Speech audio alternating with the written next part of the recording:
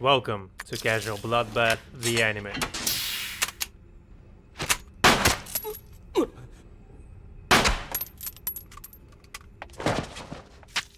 If you're tired of anime as a whole to the point where you directly associate it with cliches and degeneracy, then boy do I have a treat for you.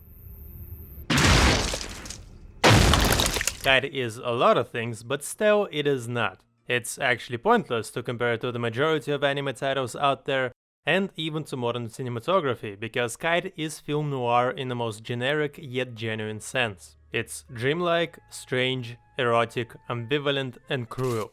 Kite follows the story of a young assassin named Sava, on a mission to avenge her parents while being part of a small hitman group. It has a lot of things you expect from this type of a story, such as violence and tragedy, and even some explicit scenes, but the presentation is where it excels and differs. It's an action OVA, but not really, because when we say action, the most generic thing that comes to mind is a cool macho protagonist, executing baddies with style. Kite has that, and for every label you can staple to Kite, it presents them in an expected stereotypic fashion. Once. For most of the time though, Kite aims to completely subvert the expectations of the viewer. It doesn't explicitly explain anything to you, nor does it really let you catch up. You are dragged through scenes with no distinction between the important and the flavor. You almost want to pause and take a minute to gather your thoughts. And the only thing that stops you is that, in the back of your mind, you kind of get it. Kite never explicitly says, this is the bad guy, this is sad, this is cool, this is how this gun works. What you see is what you get, and if Kite wants...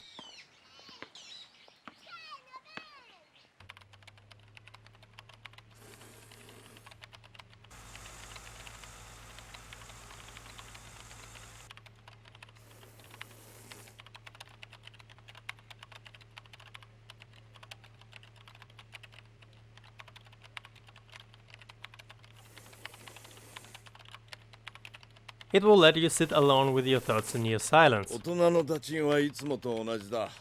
story happens on its own and not for the viewer, it's almost a slice of life at times. That's not to say that Kite is relaxing. It's a thriller, but not really. There's nothing thrilling happening, but tension is still present in every scene, because things tend to go from 0 to 100. Most people in Kite die in a very casual fashion, and with so few ways to invest emotionally into characters, you expect them to be killed at any moment. So when Kite shows two teen protagonists finally being away from physical violence or risk of death or jail,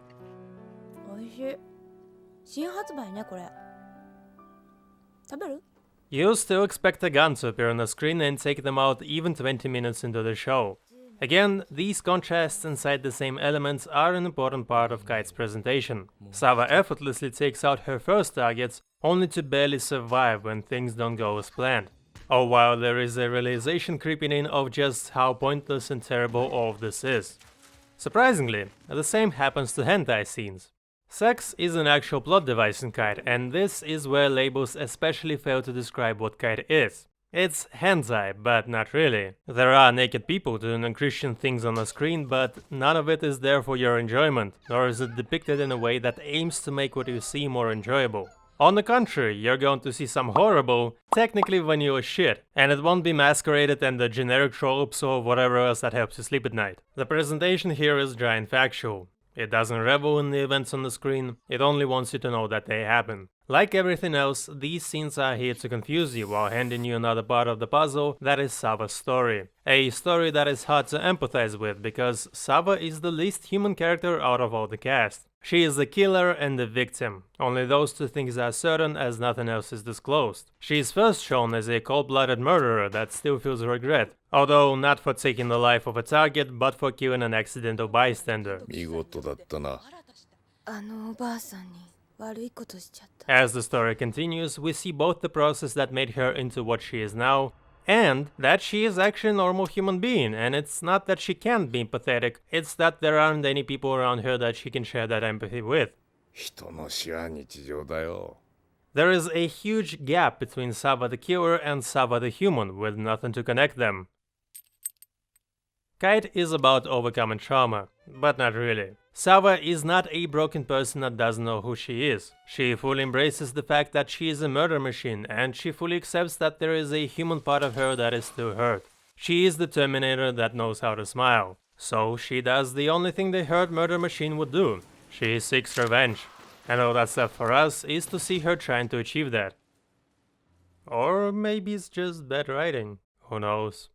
Overall, Kite is still a wonderful OVA that baits you with promises of the same old, only to end up juxtaposing your lust for violence and pussy against the circumstances provided by the plot. It's definitely not for everyone, but it scratches an itch the rest of the industry refuses to. Anime is art, so it can be anything an artist can imagine, but anime is also a product, and a product has standards and profits. It has a certain amount of episodes with a certain length of a certain quality, and if the script or the original work doesn't fit, well, it has to fit. Filler, cut content, small budget, all these things tend to go against and muddy up the deliberate decisions of the original idea. We put up with these things for that nugget of artistic value, but we can only tolerate so much. Kite is a product of pure conscious decisions, and it doesn't care. I may not like that, occasionally I even hate that, but I can't help but respect that, and in the end I won't forget that. However flawed it actually is, it's still a masterpiece in my heart.